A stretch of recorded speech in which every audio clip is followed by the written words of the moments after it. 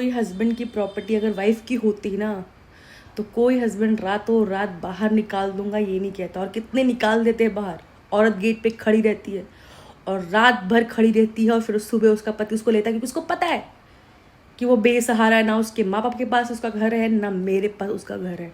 ठीक है, तो मैंने जो वीडियो बनाई थी ना कि हाँ लड़कियों को भी अपना हक मिलना चाहिए, तो लड़कों ने बहुत कमेंट किया था कि अरे हस्बैंड की प्रॉपर्टी भी तो उनकी ही है। कितने लोगों ने ये कमेंट किया था कि अरे भाई के पास कुछ नहीं है, मैं बहन हूँ, मेरी प्रॉपर्टी तो मेरे हस्बैंड में भी है।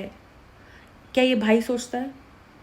एक भाई कहेगा कि मेरे पास तो है प्रॉपर्टी, मेरे भाई को नहीं है? नहीं सोचता है ना। पर बहन पे लोग इमोशनली कार्ड ये क्यों सोचते हैं कि हाँ बहन त्याग करे? क्या एक भाई किसी को भाई को देखा है कि बहन गरीब है, गरीब घर में शादी हो गई, चाहे लव मैरिज या अरेंज मैरिज है, उसका पति बाद में गरीब हो गया है, तो अपने भाई ने कभी अपनी प्रॉपर्टी छोड़ी अपनी बहन के लिए?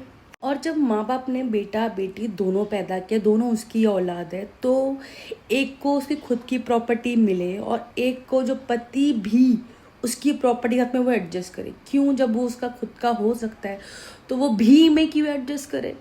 खुद के में क्यों नहीं कर सकती है? भी हस्बैंड की भी प्रॉपर्टी क्यों एडजस्ट करे? और अगर हस्बैंड की प्रॉपर्टी वाकई में औरत की होती ना, तो कोई ससुराल वाले ये नहीं कहते हमारे यहाँ नहीं चलता है, तुम्हारे यहाँ चलाओ, रातों रात तुम्हें निकाल देंगे, मायके पहुँचा देंगे। कोई ये चीज़ नहीं कहता। और सबसे बड़ी चीज़, आपको लगता है कि कोई हस्बैंड वाइफ की शादी होती है तो जो लड़का है उसकी प्रॉपर्टी उस लड़के की होती नहीं, उसके माँ बाप की होती है। और उसके माँ बाप उसके अपने बेटों को देते हैं, बहू को बांटते नहीं। ठीक है, तो मत बोलो मुझे कि हस्बैंड की प्रॉपर्टी भी वाइफ की होती है। बहुत लोगों ने कहा कि बेटी की शादी में खर्चा होता है, लड़के की शादी में खर्चा नहीं होता है, प्रॉपर्टी जाती है, दहेज जाता है और सोना जाता है। क्यों जाता है? क्यों बेटे की शादी में खर्चा नहीं किया जाता है? बेटा बेटी दोनों के शादी में खर्चा किया जाना चाहिए। ठीक है, और दोनों को अपना आधा आधा हक मिलना चाहिए। चाहे कोई इंसान गरीब होगा तो अपने गरीब जितनी प्रॉपर्टी उसके पास होगी, 10 रुपये तो 5 रुपये बेटे को देगा, 5 रुपये बेटी को देगा, बात खत्म। इससे कोई गरीब इंसान कर्जा लेके 20 लाख लेके शादी नहीं करेगा।